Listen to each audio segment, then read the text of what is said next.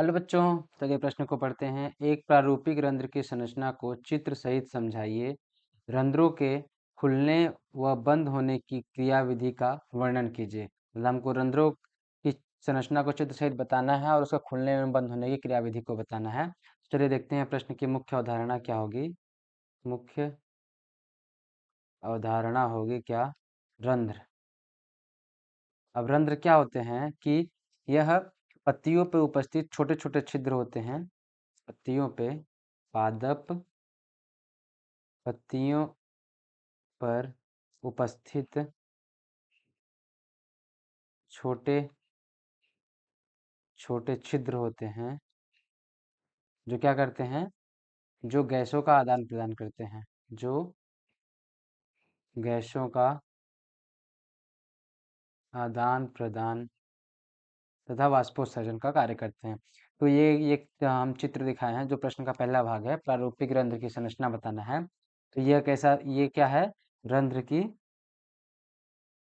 ये संरचना है और इसके हम भाग देखते हैं, कौन कौन से भाग होते हैं इसके। तो चलिए देखते हैं। ये कौन सा संरचना है? यह है इसकी द्वार कोशिका या रक्षक कोशिका। द्वार या रक्षक कोशिका है ये। और ये जो गोला गोला बड़ा सा भाग दिख रहा है, ये क्या है? ये इसका केंद्रक है। केंद्रक है। अब जो द्वार या रक्षक कोशिका होती है, वह दो भाग में होती है। एक पतली होती है और एक मोटी होती है। तो जो आंतरिक भित्ति होती है रक्षक कोशिका या द्वार कोशिका की आंतरिक भित्ति, कौन सी भित्ति? आंतरिक भित्ति। वो कैसी होती है? मोटी होती है। और जो बाह्य भित्ति होती है, बाहर की भित्ति इसकी इसकी रक्षक कोशिका की बाह्य भित्ति, वो कैसी होती है? पतली होती है।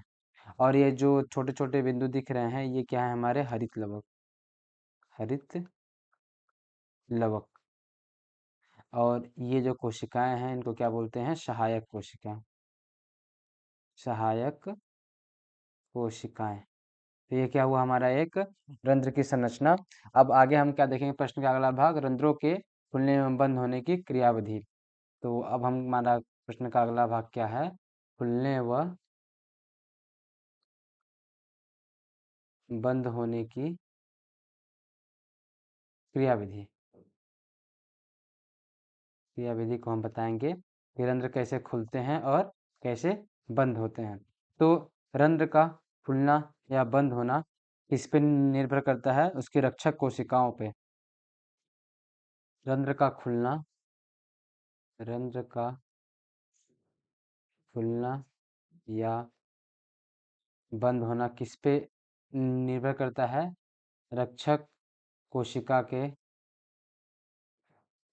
स्फीति तथा श्लथ दशा पे। क्या? स्फीति तथा श्लथ, स्फीति तथा किस दशा पे? श्लथ दशा पे। श्लथ दशा पे निर्भर करता है। अगर कोशिका स्फीति है तो रंध्र क्या होंगे? खुले होंगे। अगर कोशिका श्लथ है तो रंध्र क्या होंगे? बंद होंगे। बंद होंगे। अब ये कैसे होगा? तो चलिए आइए देखते हैं कि करके। तो रंध्र का खुलना, खुलना कैसे होता है रंध्र में? कि जब जो रक्षक कोशिकाएं होती हैं उनमें क्या होता है? पानी, मतलब कि जल की मात्रा बढ़ती है।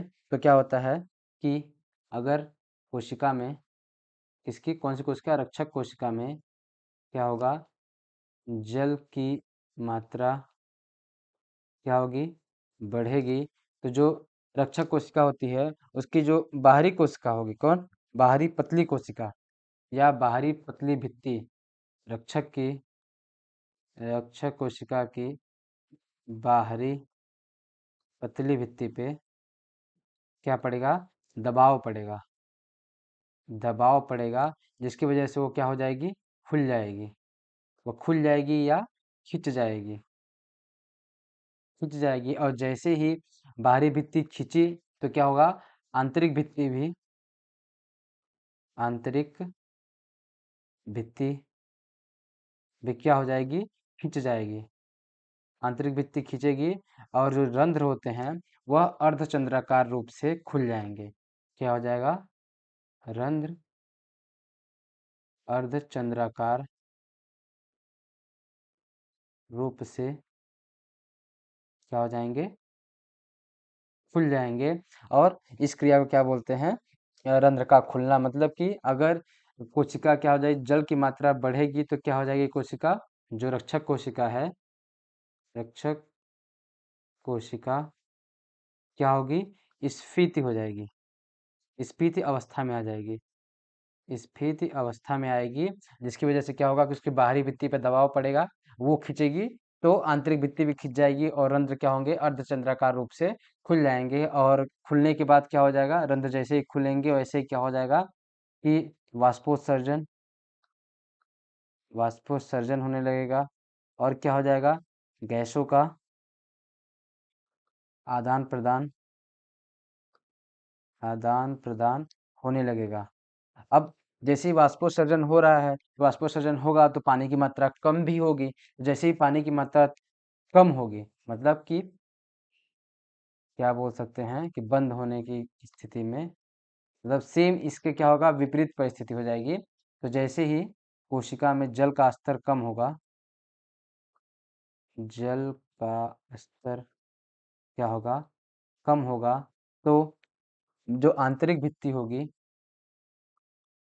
आंतरिक भित्ति अपनी दशा, वास्तविक वास्तविक दशा में आ जाएगी।